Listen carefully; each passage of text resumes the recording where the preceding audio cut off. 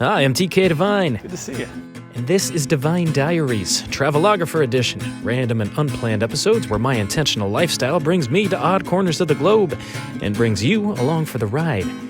Join me for life hack tips and to learn what things to do and not to do as we explore the world's lesser-known attractions. I am TK Devine, and this is Devine Diaries, Travelographer edition. But I can't take it with me.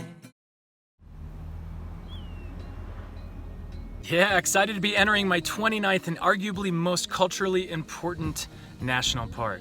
Mesa Verde was settled by the ancestral Pueblo in 550 AD, and they lived above ground at first, but then they moved into these cliff dwellings, building achievements even by today's standards. Mesa Verde National Park is one of 59 parks that is a cultural park first. It's also a UNESCO World Heritage Site that puts it on par with places like Stonehenge and the pyramids of Giza and Machu Picchu. Guys, this place is top notch. If you haven't been, you gotta check it out. Plus, really cool, unusual housing, which you know I'm into.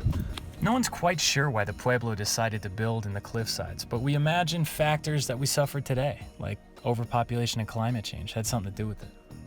Humbling to be here in person to experience the immense achievements in architecture, design, and fabrication of these indigenous peoples. We are currently experiencing the worst drought trend in 800 years, about the same time these structures were built.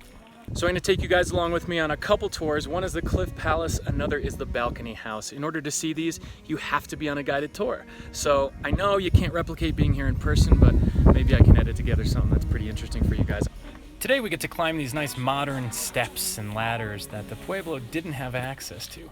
They had to be more ingenious.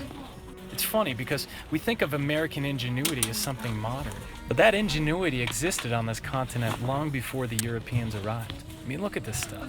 It's incredible. Even today's archaeologists try to replicate the masonry of the Pueblo, and they can't pull it off. And that adobe and stucco that you see on the outside there, that's 800 years old. We didn't put that there. It's withstood the test of time. It's quite remarkable. These are called kivas. This ceremonial kiva's fire pit has a blockage so cool air can stoke the flame without extinguishing it. Something my team and I might use in our home. You know, Cliff Palace really holds a special place within the greater culture at large here. We don't think this was just a regular Pueblo. Long before building codes, the Pueblo innovated housing in a way the civilization desperately needed. Maybe it's time we did too.